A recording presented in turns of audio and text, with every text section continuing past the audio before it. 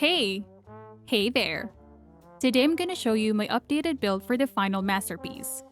The final masterpiece was one of the weapons that received a buff in the recent patch.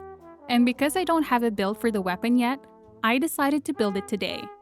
First, let's talk about this weapon's ability. This weapon has a 50% chance to trigger an additional effect and damage based on the element when hitting your shots. You are able to switch element every time you reload.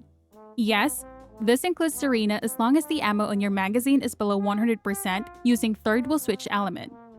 This excludes Gley because she can just use her third ability and avoid reloading to avoid switching the element. Each element has its own effects and damage, but relatively have the same radius. Fire element will deal explosions, chill will freeze your enemies and applies frostbite. Electric actually has higher range than the others, but it only affects 2 targets in an AoE. Toxic leaves puddles that has its own separate damage instance per puddle. Toxic actually deals the highest overall damage because it also applies the poison debuff. Second is fire, then chill or electric. Now this might be a common misconception about this weapon because you switch attribute. Your damage also changes based on the enemy. Example, you have an enemy that's weak to fire. Changing into fire element will increase your damage. It actually does not. This is similar to Restored Relic's burn ability. It does not mean that it's fire, it's an attribute damage. The only attribute that matters is which attribute your weapon is currently at.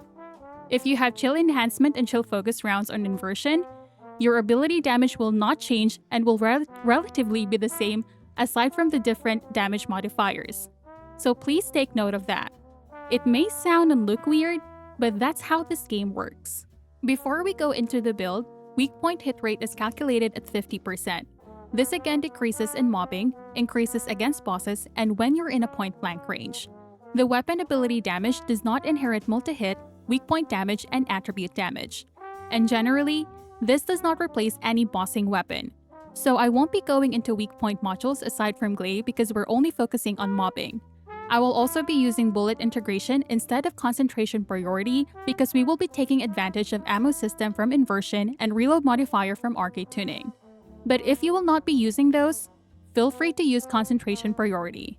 The reason why is because this greatly increases our damage per second because we also increase our average shot by a lot. Please watch this video if you're curious. First build is a general build.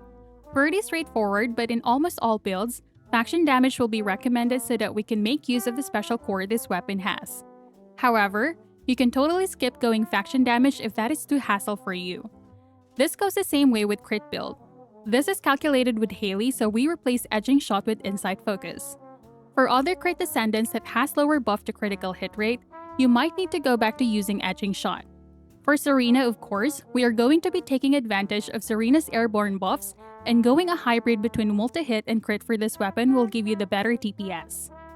Even though I recommend 1 magazine count core here, ×2 fire rate will still give you better DPS, but it's only a 200,000 DPS difference, and it feels weird having sharp precision shot with a low magazine count weapon.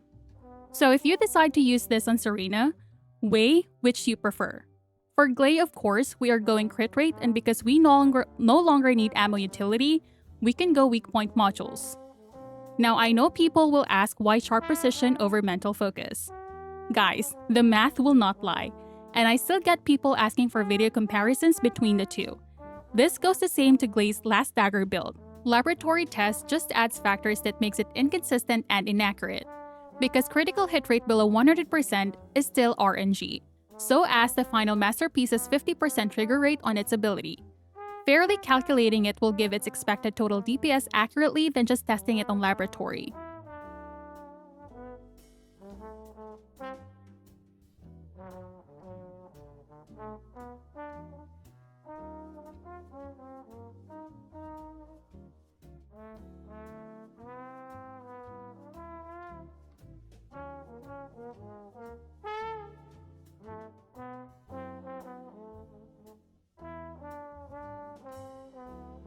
For my final thoughts, this weapon still won't be able to replace the current mobbing or bossing weapons. It may deal more damage when testing it on laboratory against Malevolent, but that's only when the mobs are clustered and has higher HP. Direct AoE damage will always be better against bouncing damage, especially when you have a lot of clustered enemies. For mobbing purposes, the weapon's limited AoE range does not beat Malevolent or Restored Relic's mobbing capabilities. But this weapon is very fun to use. That's it for the video, guys, and I'll see you in the next one. Bye! This is HQ. Troops are on the ground. Transport is en route to standby position. Best of luck to them.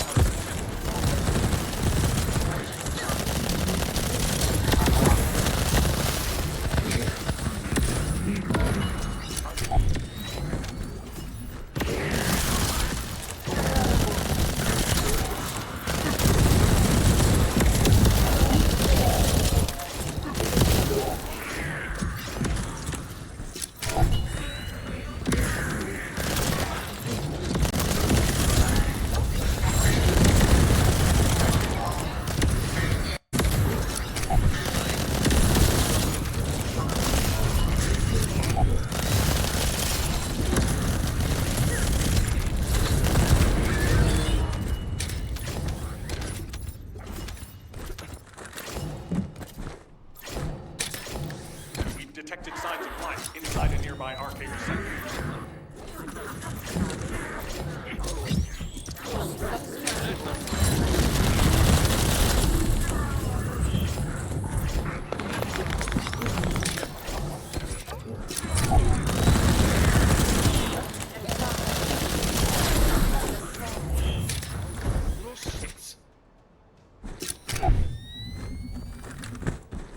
This is HQ. Enemy reinforcements incoming.